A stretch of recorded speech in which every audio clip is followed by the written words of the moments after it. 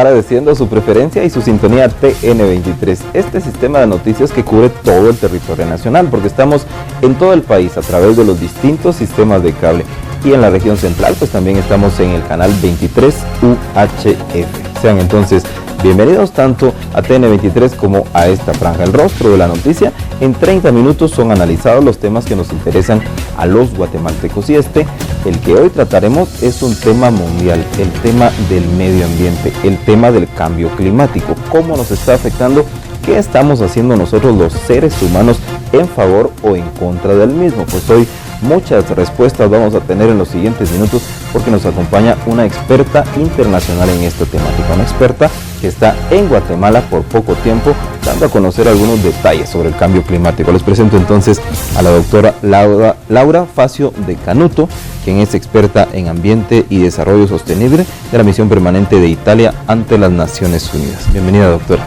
Muchas gracias. Es un tema de mucha preocupación mundial, me imagino. ¿Cuál es la visión que tiene usted sobre esta temática en general, doctora? La visión mía personal es que está condividida por muchísima gente, todo el mundo obviamente. Es que nos estamos enfrentando con un desafío extraordinario. Llevamos muchos años que nos estamos enfrentando con ese desafío. Es el desafío de tratar de primero adaptarnos, ¿verdad?, para poder seguir viviendo decentemente, más o menos como hemos tratado de vivir hasta ahora, a toda una serie de efectos muy negativos y muy preocupantes de lo que se llama el calentamiento global, que es el cambio climático global. Ahora, primero es la adaptación.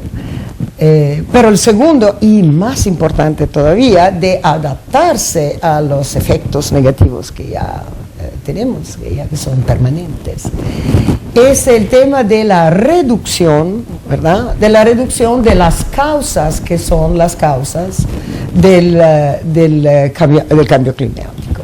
Es decir, reducir la concentración en la atmósfera de los gases, ¿verdad?, que se llaman los gases a efecto invernaderos, que causan, ¿verdad?, la concentración en la atmósfera, que causan el calentamiento global y toda una serie de consecuencias, ¿verdad?, que son muy nefastas, ¿verdad?, para el mundo, para el planeta, no tan solo para nuestro pequeño lugar en el mundo, pero para el mundo entero. Eso es un grandísimo desafío que nos estamos enfrentando en ese momento.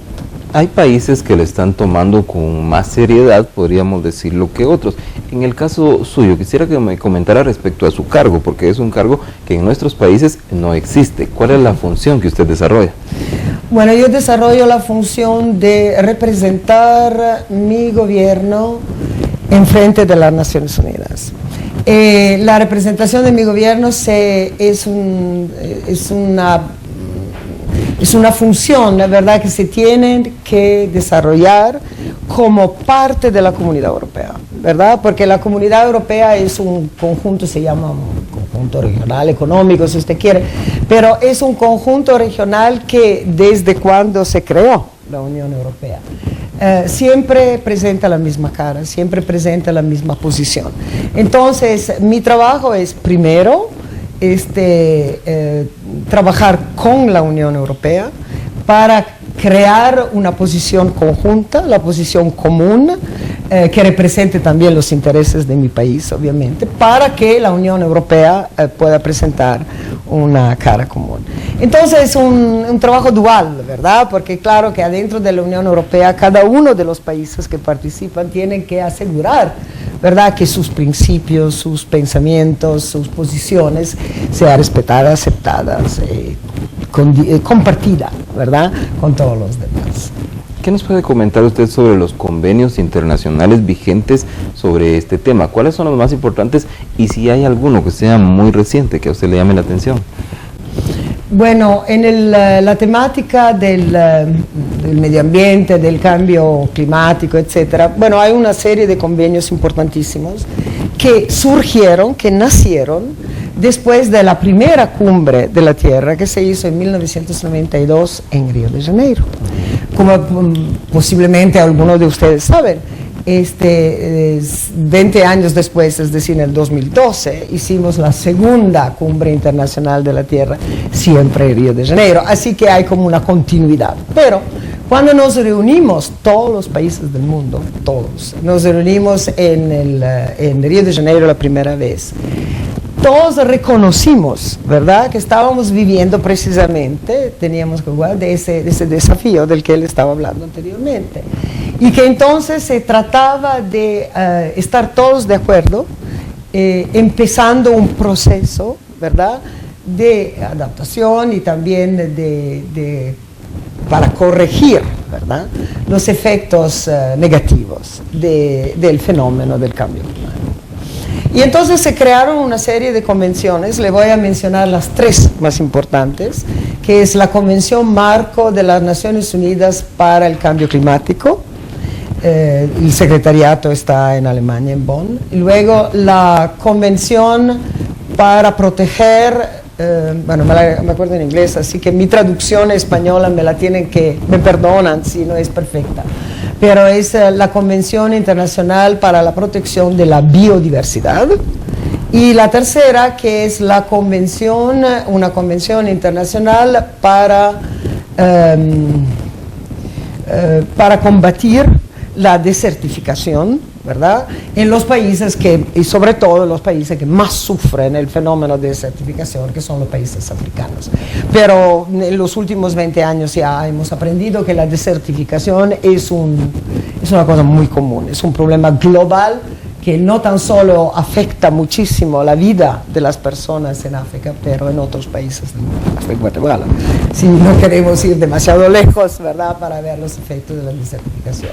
Esas son las 3 que se llaman las 3 convenciones de Río, que son las más importantes. Claro que a lo largo de los años, desde las primeras 3 convenciones, se establecieron otras convenciones para sustancias químicas, para los envenenos en la atmósfera, para otros temas, otro tipo de problemas, ¿verdad? Y creo que ahora hemos llegado como una treintena, más o menos, más de 30 convenciones internacionales que dan un poco la estructura, ¿verdad?, del esfuerzo internacional para salvar el planeta de todos los efectos contrarios de las actividades antropogénicas, es decir, la actividad de los seres humanos, porque los seres humanos tienen que vivir, tienen que comer, tienen que hacer agricultura, tienen que crecer, tienen que transportarse, tienen que utilizar energía para poder desarrollar, vivir mejor, producir mejor y tener situaciones económicas, sociales mejores. Y entonces, claro que hay una actividad extraordinaria de los humanos, ¿verdad?, que tiene que sobrevivir, obviamente. El tema es que las actividades más recientes de los seres humanos, después de la revolución industrial, ¿verdad?, donde se empezó a necesitar una producción energética muy sostenida, muy fuerte. Entonces es ahí donde empezaron los más graves problemas, porque inmediatamente con la revolución industrial encontramos que la forma más eficiente de producir energía a alto nivel, ¿verdad?, era quemar el petróleo, ¿verdad? Entonces, de la temática que fue una necesidad, ¿verdad?, de alimentar la revolución industrial, que permitió un más alto nivel de vida en todo el mundo, al mismo tiempo, ¿verdad?, causó todo el principio del grande desafío que tenemos ahora, porque el quemar petróleos quiere decir básicamente poner en la atmósfera montos de dióxido de carbono, el CO2, el famoso CO2, montos de CO2 extraordinarios, y en un plazo de tiempo muy breve. Ese es el otro grande problema que tenemos ahora, porque la Tierra ha sufrido, ¿verdad?, ha sufrido calentamientos naturales, ¿verdad?, pero la cuestión principal es en cuánto tiempo, ¿verdad?, se manifestaron ese calentamiento, ¿verdad? Hay toda una serie de gráficas que aquí tenemos tiempo de mostrar, pero que pueden mostrar con datos, ¿verdad? Datos muy específicos, que si nosotros hubiéramos tenido que dejar que el calentamiento global fuera causado tan solo por fenómenos naturales como las actividades del sol y cosas por el estilo, no hubiéramos tenido un calentamiento extraordinario como hemos tenido ahora, ¿verdad? Porque nosotros calentamos el planeta en la forma como lo estamos calentando, que ahora estamos llegando a ese dato muy importante, que es la temperatura media de la Tierra. Está aumentando de lo que era hace 2 siglos, digamos, casi de 2 grados centígrados. Y cuando eso sucede, cuando vamos a llegar al punto en que la temperatura media de la Tierra ha llegado a 2 grados centígrados, estamos muy cerca, muy cerca. Y entonces eso quiere decir que se van a destapar, ¿no? Se van a causar toda una serie de fenómenos muy negativos, muy incontrolables y sobre todo permanentes. Es decir, se llega a la, ¿cómo se dice? El threshold en español, se lleva al límite, ¿verdad? Al límite de las posibilidades, al límite de aguante que tiene la Tierra antes de transformarse en un lugar extremadamente difícil, extremadamente enemigo para los seres humanos. Entonces, por eso que tenemos un desafío grandísimo frente de nosotros. Gracias, doctora Facio. En este momento vamos a ir a la pausa, pero volvemos de inmediato en este tema importante para todos, el cambio climático, nuestra relación con el planeta Tierra. Volvemos de inmediato.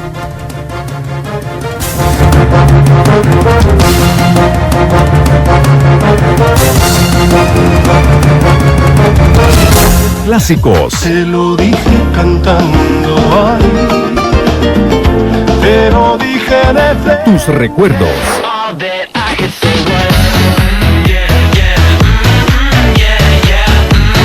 Tus éxitos de hoy. Y en mi soledad, cuando quiera yo salir a buscarte, cuando miras a la luna y no está. Están en 92.9 Radio Disney. La música te hace bien.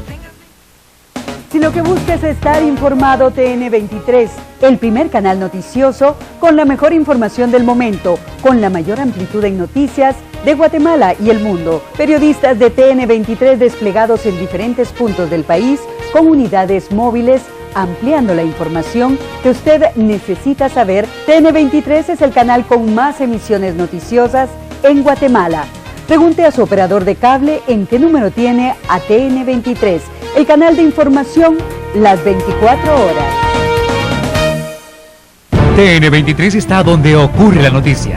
Un solo mensaje en las redes sociales no es noticia. Una noticia es una historia con protagonistas, eventos y detalles que usted necesita conocer. TN23 con un grupo de profesionales dedicados a llevar las noticias relevantes en el momento que ocurre. La historia completa en el lugar de los hechos para mantenerlo informado.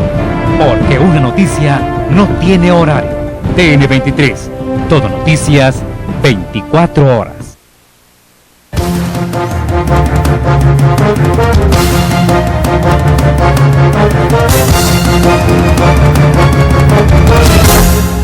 Gracias por continuar con nosotros en TN23 y en el rostro de la noticia. Hoy en este análisis completo sobre el cambio climático, la relación de nosotros los seres humanos con el planeta Tierra, cómo lo estamos dañando, pero también cómo podemos ayudar. Tenemos con nosotros a una experta, la doctora Laura Facio de Canuto. Ella es italiana y está en nuestro país por poco tiempo, pero sigamos hablando entonces de los compromisos de las naciones. ¿Cómo se adhieren los países a estos convenios? ¿Qué instancia le da seguimiento, doctora? Bueno, hay una convención, vamos a llamarla la conferencia de las partes, ¿verdad? Las partes son los miembros, estoy enfocando sobre el cambio climático, obviamente. Los miembros de la convención marco para el cambio climático se reúnen todos los años, ¿verdad? Y se hacen la COP, que sería la conferencia de las partes, ¿verdad? Se llama COP1, COP2, COP3, etc. Este año, el año 2014, se acaba de celebrar la COP número 20, que se hizo en Lima, Perú. Y el año que viene, es decir, no, este año, el 2015, se celebrará la COP21, que va a ser una COP histórica, porque se tienen que tomar toda una serie de decisiones internacionales para salvar el planeta, precisamente. Y eso se celebrará en París. Entonces, por eso que estamos hablando muy seguido de la cita histórica de París, en las cuales todos los países del mundo se van a encontrar para tomar decisiones vinculantes, tener un protocolo, pero sobre todo una decisión vinculante que vincule todos los países del mundo a trabajar muy seriamente, muy duramente para, uno, reducir las emisiones de CO2 en la atmósfera, los que principalmente causan el cambio climático, y también para ayudarse a todos a sí mismos, los países ricos para ayudar a los países más pobres, ¿verdad?, en la adaptación, porque eso es urgente, tendremos que hacer eso. Entonces hay una respuesta mundial que empezó en el año 2011, en una de las COP, esa era la famosa COP de Durban en Sudáfrica, en la cual se notó en forma vinculante precisamente que el cambio climático se estaba transformando en el desafío, en la amenaza más seria para el planeta. Y sobre todo hay los países más vulnerables, por ejemplo, los países que tienen muchas cuestas, las islas, ¿verdad? Son los más vulnerables porque una de las consecuencias terribles, ¿verdad?, del cambio climático es que el nivel del mar se levanta. Ahora, que es obvio pensar en eso, porque la atmósfera se calienta. Entonces, claro que si la atmósfera se calienta, todos nosotros sentimos calor. Y el video lo demostró anteriormente, que la temperatura ha aumentado en forma extraordinaria en los últimos 10 años, sobre todo. Pero, 100 años y 10. Pero se calientan también los icebergs, ¿verdad? Se calienta también la Antártica, la Ártica y todo eso. Y se calientan los glaciares. De tal manera que los glaciares se derritan. Que un glaciar se derrite, eso quiere decir que el agua que estaba en los glaciares ya no la vamos a recobrar nunca jamás. Entonces ese tema es el tema, vamos a tener muy poca agua en el futuro, si no paramos todo eso. Pero se derritan las capas de hielo, ¿verdad? Y entonces claro que el nivel del mar se levanta. Levantándose el nivel del mar hay toda una serie de problemas gravísimos. Acuérdense que hay 600 millones de gente que vive en la costa, en las islas. No estoy hablando de 6 personas, 600 millones de gente que viven en la orilla del mar y que van a sufrir en forma, se vio una fotografía poco antes de gente arrocada en una pequeña isla en Bangladesh, porque en Bangladesh el delta del río es toda agua, y si se levanta eso quiere decir que millones de personas van a tener problemas muy graves para sobrevivir, porque no van a tener casa, no van a tener lugar y todo eso. Bueno, y entonces en el 2011 a la COP de Durban en Sudáfrica se decidió que ya no se podía seguir adelante así, aparentando de no saber que el problema existía, ¿verdad? Entonces se lanzó un proceso, ¿verdad?, que es un proceso esencialmente de negociación internacional para llegar a un acuerdo vinculante que sea bueno para todos, ¿verdad?, que pueda involucrar a todo el mundo, porque el cambio climático es un problema global, ¿verdad? Si yo escupo en la atmósfera CO2 aquí, en ese cuarto, y luego se va a la atmósfera, alguien del otro lado del Pacífico va a sufrir, ¿verdad? Porque el cambio climático no tiene frontera, no le importa un comino si el CO2 está emitido en Guatemala o en mi tierra o en cualquier otra parte, pero se van a la atmósfera y se vuelve un problema global. Entonces, claro que el acuerdo al cual tenemos que llegar después de haber empezado ese proceso de negociación precisamente tiene su cita de decisión en París 2015.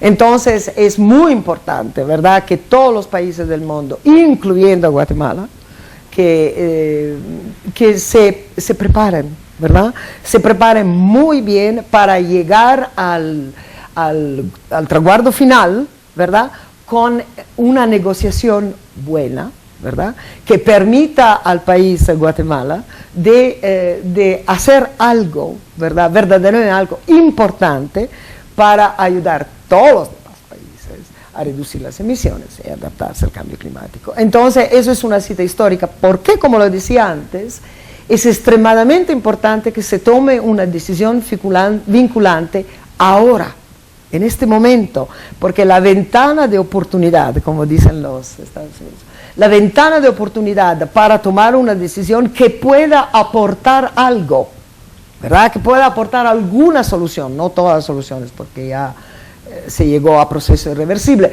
pero que por lo menos pueda aportar alguna mejora, ¿verdad?, a esa situación dramática del cambio climático, lo tenemos que hacer ahora. No tenemos mucho tiempo, no podemos esperar hasta el 2050, ¿verdad? No, es ahora que lo tenemos que hacer. Así que todos los países tienen que movilizarse, movilizar su inteligencia, movilizar sus jóvenes, sus menos jóvenes, sus expertos, todo lo que tenga buena voluntad y que negocien, que piensen, que encuentren soluciones, que tengan ideas, ¿verdad?, de cómo la humanidad puede reaccionar a ese desafío. En este mapa de vulnerabilidad, ¿cómo está el territorio centroamericano o latinoamericano? ¿Qué nos puede afectar en los siguientes años? Bueno, la vulnerabilidad de Centroamérica, bueno, hay unos mapas que desafortunadamente no tuve tiempo de traer, que han sido preparadas por los organismos internacionales, sobre todo la UNEP, el programa de las Naciones Unidas para el Ambiente. En ese mapa se puede notar cómo hay problemas graves en diversos países del mundo. Claro que en las cuestas de Guatemala el problema es lo mismo que tiene todas las cuestas, aumenta el nivel del mar. Entonces claro que el aumento del nivel del mar tiene toda una serie de problemas para la cuestión de cómo sobrevivir, digamos, con un territorio que se reduce, ¿no? Otro tema es el problema de las culturas agrícolas, ¿verdad? La agricultura está afectada tremendamente por el calentamiento global. Y entonces toda la cultura, como las culturas de granos básicos, ¿verdad?, que son muy importantes en Centroamérica, como en Latinoamérica, como en todo país del mundo, pueden ser muy seriamente afectadas en términos de producción, ¿verdad? La producción, por ejemplo, del maíz, la producción de los granos básicos puede disminuir extraordinariamente. Ahora, si uno piensa que al mismo tiempo que esos efectos del cambio climático están procediendo, digamos, la población aumenta. Entonces, nosotros estamos muy preocupados, todo el mundo debe estar muy preocupado, porque la capacidad de producción de comida, de granos básicos, etcétera, va disminuyendo, ¿verdad?, con el cambio climático. Pero al mismo tiempo tenemos más población. Entonces tenemos que inventarnos muchísimas cosas para, de un lado, parar ese cambio climático, que no continúe con esa fuerza que tiene ahora, pero al mismo tiempo inventarnos la forma, ¿verdad?, de crear cultivaciones que aguanten el calor, que aguanten la desertificación, que aguanten la deforestación, que es aquí en Guatemala desafortunadamente existe mucho de eso. Entonces, que están arruinando el pobre suelo, que ya está sufriendo en forma espantosa por el hecho del calentamiento global y ya no está produciendo, y se vuelve árido, se vuelve como tierra sin nada. El agua que se está disminuyendo, porque el abastecimiento del agua depende verdaderamente de precipitaciones. Si hay menos precipitaciones, hay menos movimiento del agua, etc. Los glaciares, digamos, donde hay montañas con muchos glaciares, aquí no es que tengamos muchos glaciares, pero hay bastante también en Guatemala, porque Guatemala tiene agua, pero la tiene porque el cambio climático todavía no se ha abatido terriblemente. Así que personalmente todos nosotros tenemos la obligación, ¿verdad?, de saber que eso está sucediendo. Así se ve una posible solución, ¿verdad?, es la reforestación. Tenemos que repristinar la capacidad del suelo, ¿verdad?, de darnos lo que necesitamos, sobre todo en vista de la población que está aumentando, mucho más bocas que poner comida. Entonces son todos problemas que están interrelacionados, ¿verdad? Por eso que son urgentes, porque no podemos limitar el aumento de la población. Obviamente es una cosa muy difícil, socialmente no aceptable, ¿verdad? Empezar a empujar las limitaciones de la población. Y esas son cosas que cada persona tiene que escoger. Pero ahí donde viene la necesidad de educar a las personas, de comunicar con todos, que todos sepan que esos problemas existen y que entonces tienen que adoperarse cada uno. Sí, porque es percepción del ciudadano que se reúnen los políticos y los líderes de las naciones y toman reuniones, pero sí, estas decisiones nunca logran darse a conocer al nivel de los ciudadanos. ¿Qué debemos saber todos y cada uno de nosotros como ciudadanos del mundo sobre el cambio climático y cómo ayudar? Tenemos un minuto para concluir. Tenemos que pedir información, exigir información y sobre todo no tenerle miedo, y es una cosa que digo hoy también y que quiero repetir, no tenerle miedo a los políticos de los gobiernos que nos dan malas noticias. Tenemos que exigirle a los políticos que nos den malas noticias, que nos expliquen por qué nos dan malas noticias y que nos digan qué es lo que podemos hacer para salvarle el planeta. Y en nuestro comportamiento habitual y diario, ¿qué debemos hacer? Tenemos que conservar la energía, ser eficientes en la forma como hacemos energía de transporte, energía en la casa a nivel doméstico, utilizar energía renovable lo máximo que podemos, no gastar demasiada energía por nada, es decir, el transporte es la forma más obvia. En las casas y en los transportes a nivel doméstico, ¿verdad? Utilizar fuentes de energía que no sean fósiles, ¿verdad? Al máximo. Y también transformar nuestra actitud al planeta, es decir, no considerar el planeta como si fuera una cosa que tenemos que disfrutar, que tenemos que explotar. El planeta es nuestra casa. Entonces tenemos que tener una relación con el planeta de vivir juntos en forma armoniosa, para que el planeta no se vengue de nosotros, ¿verdad? Que no nos dé todos los problemas que nos da, y para poder seguir adelante, para dejarle un planeta, es decir, una casa, en buenas condiciones para nuestros nietos. Si no, no le vamos a dejar nada a nuestros nietos que puedan utilizar para sobrevivir. Doctora Facio.